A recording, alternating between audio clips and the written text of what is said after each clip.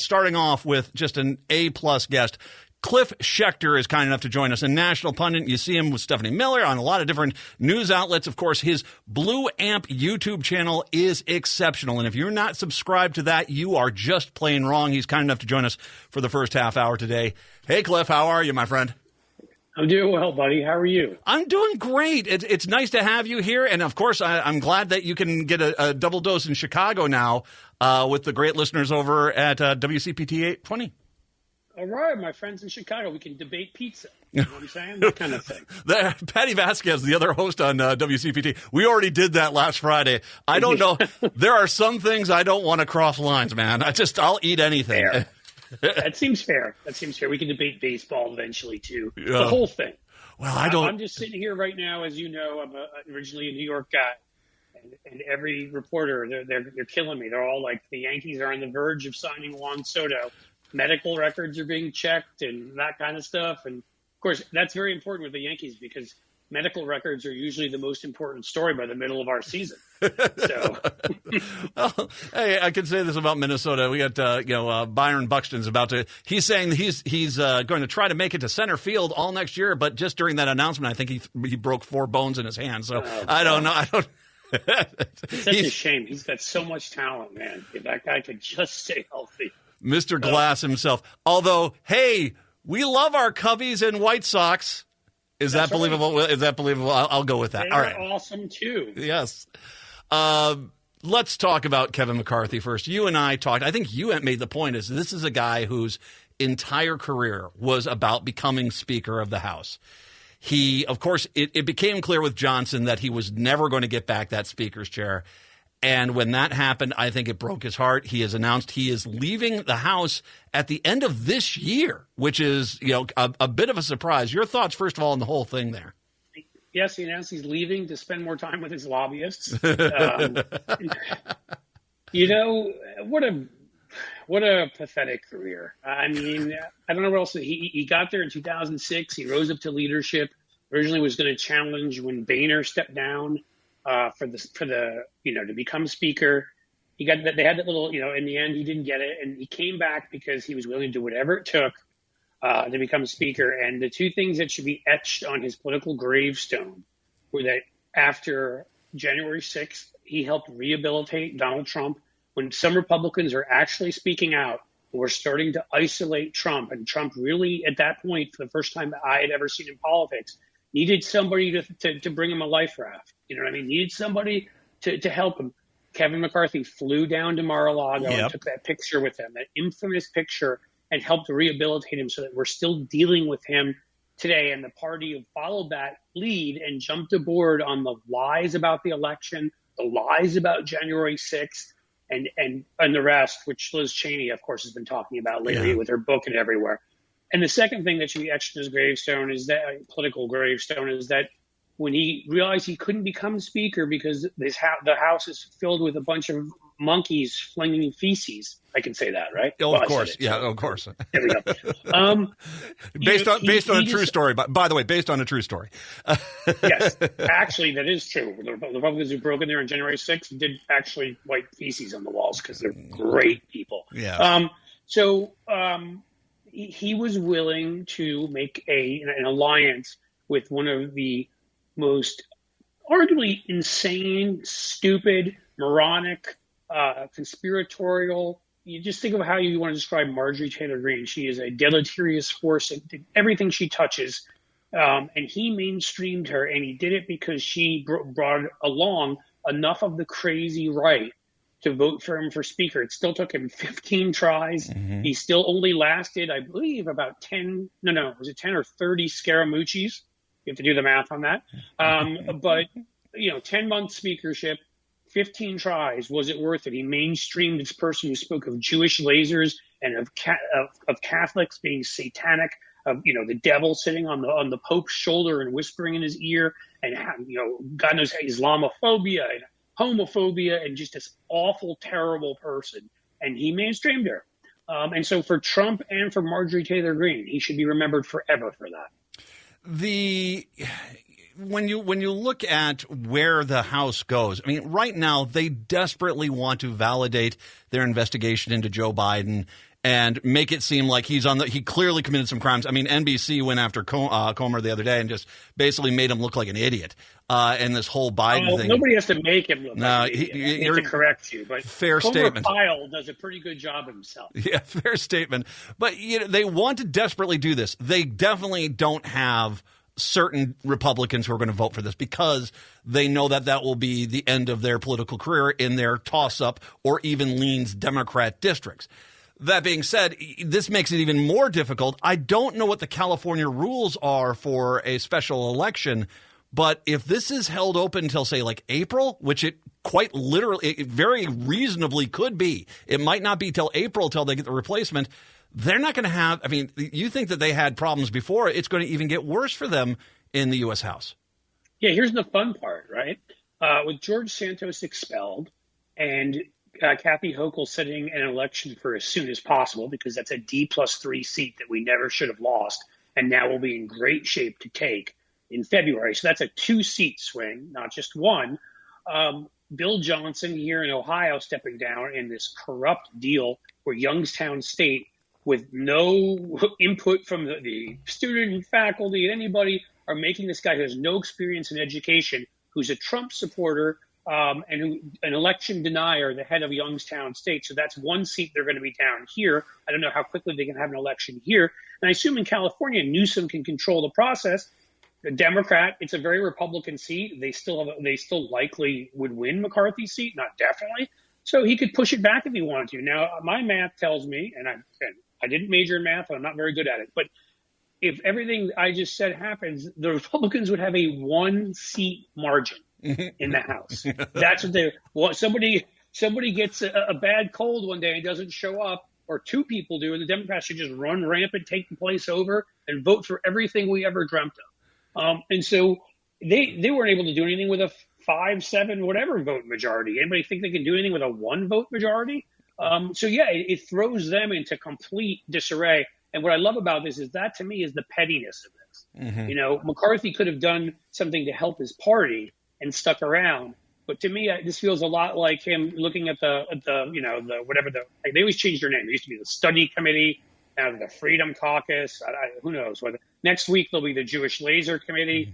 Mm-hmm. But you know what? Whatever the right wing Republican caucus is. He could have done them a favor, stuck around and kept their margin larger so they could do something. Instead, he's leaving and completely screwing them, which I love. Oh, and he is. He just it puts them in a horrible situation. I hope what you put out there comes to fruition because it will be hilarious. They'll be gaveling the House closed constantly just to prevent the Democrats from having an advantage, and there'll be someone at the door keeping track of how many Republicans are around on any given day. Let me just put it this way, and I promise I won't say anything that'll get you in trouble here. But if there's a particularly sort of sexy show going on, like let's say Beetlejuice sometime, they lose their majority right away because we know somebody will be running off. Oh man, I knew. Who doesn't like to have raunchous sex at a Beetlejuice show? I do. It's just great fun. It turns everybody on. Beetlejuice is the best. You brought up Johnson, the speaker. Yesterday, he got and he deservedly a ton of crud when he was talking about releasing the security footage from January 6th. The exact quote: "We have to blur some of the faces of persons who participated in the events of the day because we don't want them to be retaliated against or to be charged by the DOJ." This is him saying, I'm on the side of criminals because what these guys did was undeniably a criminal act at attempting to overthrow the government of the United States.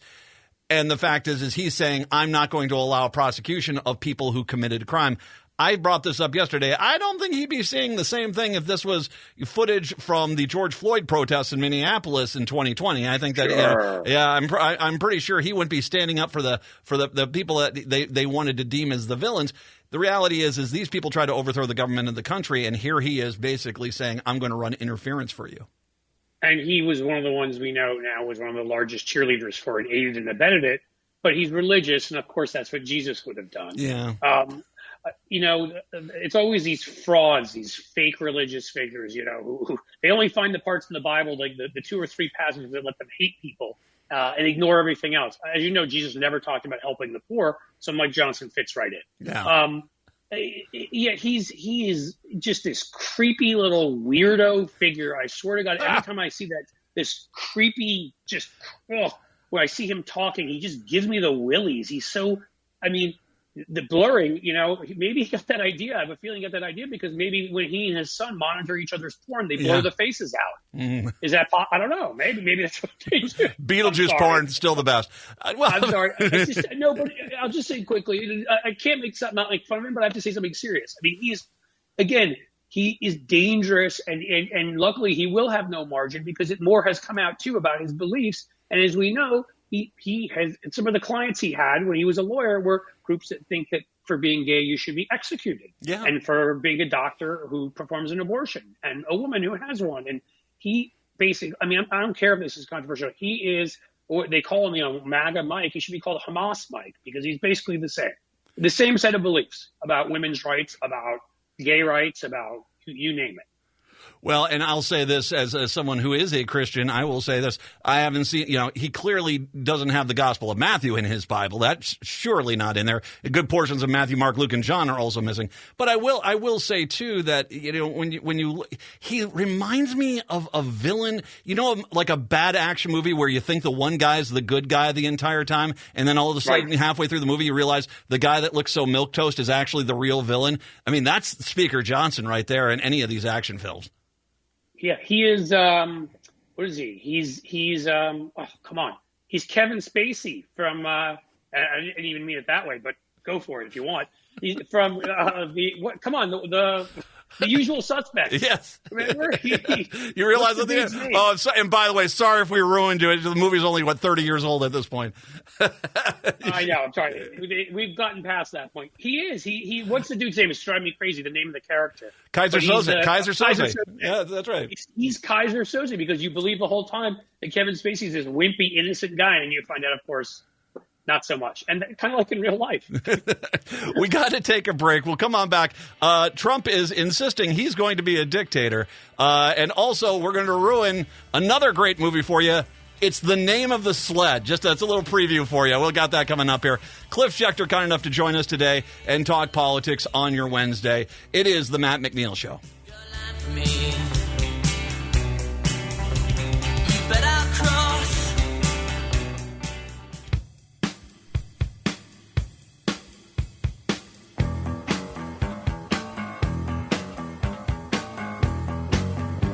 It is the Matt McNeil Show. Cliff Schecter joining us. Cliff, a little bit of breaking news here. Las Vegas police announced a suspect is dead after officers responded to an active shooter at the University of Nevada, Las Vegas campus today. There appears to be multiple victims at this time. The agency has said authorities have been seen swarming Beam Hall, located south of the city center. The building is home to the university's lead business school and sits opposite the student union, where additional shots were reportedly heard. So obviously we're not knowing the severity of the shooting, but another mass shooting here in America, this time at UNLV.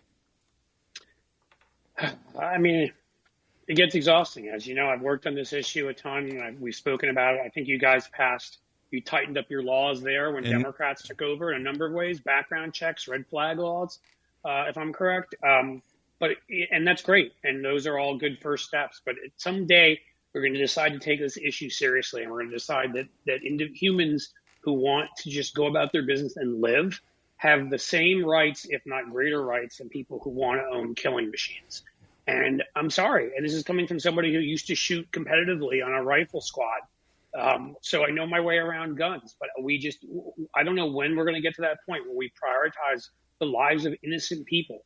I mean, owning weapons, absolutely. Plenty of countries. Canada is an example. The Scandinavian countries, Switzerland. There are plenty of countries where gun ownership is a thing, where they just heavily regulate it to make sure those that are mentally unbalanced, those who are dangerous, those who've committed crimes before, have no way of getting their hands on these things. And we don't even try in this country.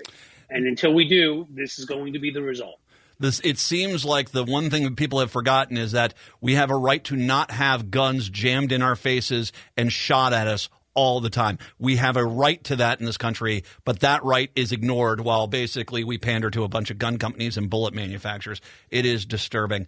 It's insane. I mean, and again, I'll say quickly, I mean, look, it's right there in the preamble to the Constitution that they were setting it up so that we would have for the general welfare of our country and domestic tranquility. Let me say it right. Do we think that That's not the Second Amendment is somehow more important than that because we don't have domestic tranquility. We have people being shot every day all over the place because of the decision we've made.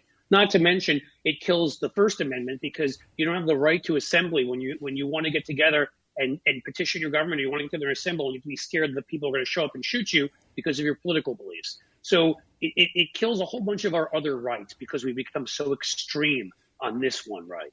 Absolutely. Trump was with Hannity. Hannity actually confronted him on the idea that he was going to try to make himself a dictator if reelected as president. Aaron Rupar made the point that he basically avoided answering that question at first, but then eventually when Hannity revisited it, he basically said, well, I'll be an evil dictator for one day. That somehow he thought that would be a good answer, that, oh, I'll be a dictator for one day, but that's it, and then I'll stop. The warning signs are all here. I mean, even a lot of Republicans as well. Unfortunately, a lot of Republicans who've retired or are no longer going to be running for office finally find their courage. But the reality is we've got this guy who clearly thinks that he can install himself and he'll never leave office if he gets into that office again. And they're bragging about it. It is terrifying, really, if you think about it. It is. I mean, look, this is every sort of story we've ever written, about it coming to this end, the United States, the way it has in so many other countries, democracy disappearing. And, so for so often, it couldn't happen here. It always could happen here with the wrong mixture of a party that had been hollowed out by money and corrupt, and a demonic, kind of figure coming along who's got charisma to them, to about, that 33% or so who are in his cult. But then it goes to the media. And then it's the fact you pointed out the Hunter Biden stuff before and the Biden stuff. That is all about trying to muddy the waters. If they can call Biden corrupt enough times, if they can sort of say Biden's a dictator and the media refuses to call them out and say you are liars. Now, the one thing I will say is the New York Times finally used the F word, fascism, for Trump. Mm-hmm. The Washington Post has had some great articles lately. The Atlantic is doing a whole January, February issue where the entire issue is about how Trump will be a dictator in all the different ways, with all of their various writers writing, I think, about 30 different pieces on it. So the media at least seems to be beginning to get it. I'm starting to have some optimism. They'll start referring more to his fascist language. They'll refer more to the kind of corruption. They'll refer more to the kind of state-sponsored sort of arrests and terror that we would be living under. And if more of that comes out, it's that other 15%, that could elect him, that have to. Those folks need to understand, the ones that aren't really Democrats, maybe they're independents, maybe they're conservatives who realize Trump is evil. They're the ones who have to understand that Trump cannot be reelected. And the only other choice is Biden. I mean, I'll say quickly, Liz Cheney, I'm glad she's been on so many of these political shows, but we really need her on Jimmy Fallon. We need her to go on mainstream shows that reach regular people, and we need the Mitt Romneys and the Kinzingers and the others to do the same thing. We've pointed out how dangerous Donald Trump is. Well, and you bring up Liz Cheney. I want to bring this up. This is yesterday a point on one of her interviews. She points to a part of her book which she describes military officials releasing a statement saying that anyone who attempts to use the military as part of some kind of coup effort that would be prosecuted, while it's something that military officials might go to the White House and tell the president personally, Cheney said it was important to make it very publicly. It sparked Trump's fury and threats he would fire anyone at the Pentagon who spoke out like that again. When talking to the committee investigations into Trump, Wallace called that there were threats during the speaker's race as well. So here he is.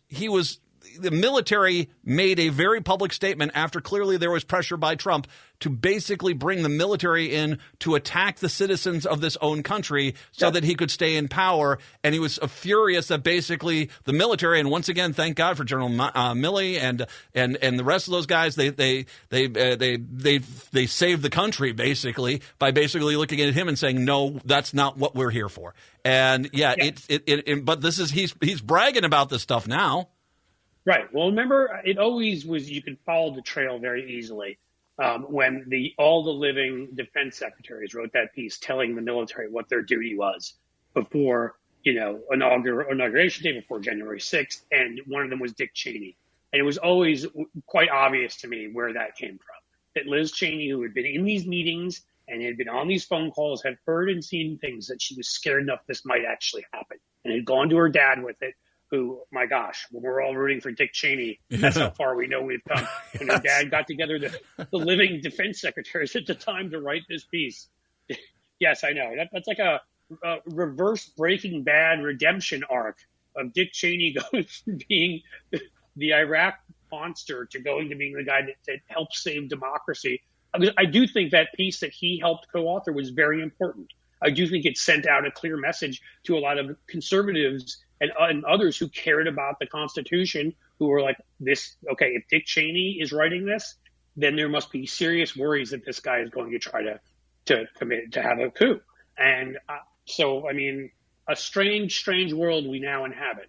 Yeah, and reminder, it was only when, what was it, Virginia and Maryland said, we're sending in our National Guard troops, that they finally, the Secretary of Defense under Trump finally said, okay, fine, we'll stop this. It was only when there was really, okay, troops that they couldn't stop, we're going to go in to stop it, that they stepped up there. Cliff, excellent as always. I want to remind everyone, the Blue Amp YouTube channel with Cliff Schecter is exceptional. Get subscribed there. I'll put a link up to it on all my social medias. You will be smarter by following Cliff Schecter. Cliff, thank you very much. I appreciate the time, my friend. Thank you. I'll just tell people at C Schecter. That's where you can find the YouTube. And thanks for having me on, Matt. It's the Matt McNeil Show.